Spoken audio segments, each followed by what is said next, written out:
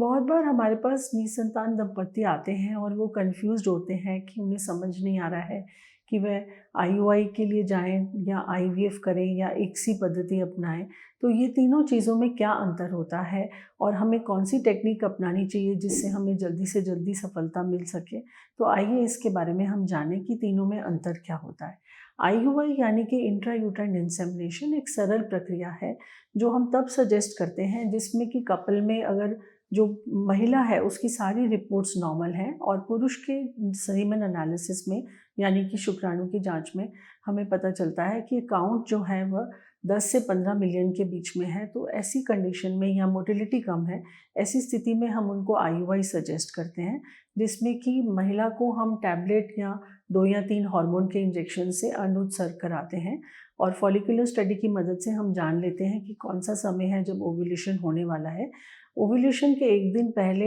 और 1 दिन बाद में हम हस्बैंड का सीमेन सैंपल लेकर उसमें से जो अच्छे स्पर्म हैं उनको अलग करके और उनकी मोटिलिटी को कुछ मीडिया की मदद से बढ़ा सकते हैं, न्यूट्रिशन देकर, और उसी स्पर्म्स को हम लेकर गर्भाशय में इंजेक्ट करते हैं और नॉर्मल प्रक्रिया से वो स्पर्म अंदर फेलोपियन ट्यूब में जाता है और औरत के अंड से अगर उसका निषेचन होता है तो प्रेगनेंसी होने की संभावना रहती है। बहुत बार ऐसा भी देखा जाता है कि हम आईयूआई उन पेशेंट्स में भी सजेस्ट करते हैं जिसमें महिला और पुरुष दोनों की रिपोर्ट्स नॉर्मल है, लेकिन कुछ समय से वो प्रयास कर रहे हैं, दवाइयाँ भी खा चुके हैं, फिर भी प्रेगनेंसी नहीं हो रही है, तो जिसे हम अनएक्सप्लेन्ड इनफर्टिलिटी बोलते हैं। ऐसी परिस्थिति में भी हम आईयूआई के लिए सजेस्ट करते हैं कि पेशेंट 2 से 3 चक्र आईयूआई से कोशिश कर सकता है और अगर फिर भी सफलता नहीं मिलती है तो फिर वो आईवीएफ की तकनीक अपना सकते हैं।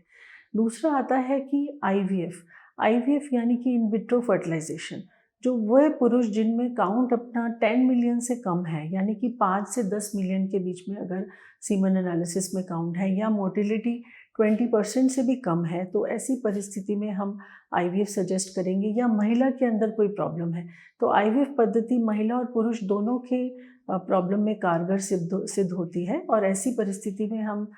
फीमेल को अंड उत्सर्ग के लिए 10 से 12 दिन इंजेक्शंस देते हैं हार्मोन के और उनको मॉनिटरिंग करते हैं देखने के लिए कि एग की ग्रोथ कैसी हो रही है। जब एग अपनी नॉर्मल साइज़ पे पहुंच जाता है और हमें लगता है कि मैच्योर एग्स बन गए हैं, उस समय हम उनको 1 दिन एडमिट करके अंडर एनेस्थीसिया एक सिंपल प्रोसीजर से अल्ट्रासाउंड गाइडेड नीडल की मदद से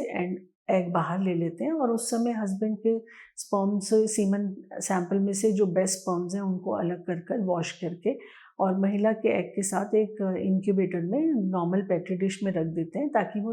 नॉर्मल फर्टिलाइजेशन अपने आप इंक्यूबेटर में हो। और जब 3 से 5 दिन में जब भ्रूण का विकास हो जाता है तो तीसरे दिन या 5वें दिन ब्लास्टोसिस्ट अवस्था में उसको वापस गर्भाशय में महिला के ट्रांसफ़र करते हैं। तो ये होता है आईवीएफ। और ऐसे पेशेंट्स जिनमें कि 5 मिलियन से कम काउंट है, यानी कि sperm count less than 5 million है, मोटिलिटी भी लेस देन 20% या लेस देन 10% है,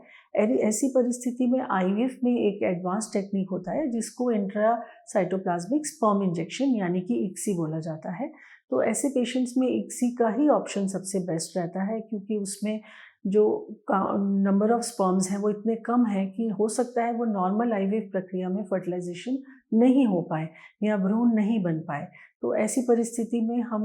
अनुत्सर्ग कराकर, जैसे कि आईवीएफ में किया जाता है, सारे एग अल्ट्रासाउंड गाइडेड बाहर ले लेंगे। उस दिन हम हस्बैंड को अपना सीमेन सैंपल देने को बोलेंगे, उसमें से जो बेस्ट स्पर्म्स हैं वो वॉश करके सिलेक्ट करके और एक एक स्पर्म को एक एक एग में सुई के द्वारा निषेचन करके एम्ब्रियो बनाते हैं। तो ऐसे पेशेंट्स में जिनमें कि काउंट अपना मोटिलिटी लेस देन 5 मिलियन है तो वो इक्सी सबसे बेस्ट ऑप्शन रहेगा। और इक्सी टेक्निक उन पेशेंट्स में भी यूज़फुल होती है जिनमें कि नील स्पर्म काउंट है। तो ऐसी परिस्थिति में अगर स्पर्म बन तो रहे हैं लेकिन सीमेन में नहीं आ रहे हैं तो हम एक सिंपल सर्जिकल टेक्निक जिसको कि पीसा या टीसा बोलते हैं, स्पर्म्स को बाहर लेकर और फिर उसी इक्सी की मदद से हम वापस भ्रूण खुद के स्पर्म से ही तैयार करके और प्रेगनेंसी करा सकते हैं। तो ये कुछ ऐसी चीज़ें हैं जिनका अगर ध्यान रखा जाए और हम अपने फर्टिलिटी एक्सपर्ट से इनकी जानकारी लें तो हम उसमें डिसाइड करने में हमें आसानी रहेगी और हमें खुद भी मालूम रहेगा कि हमें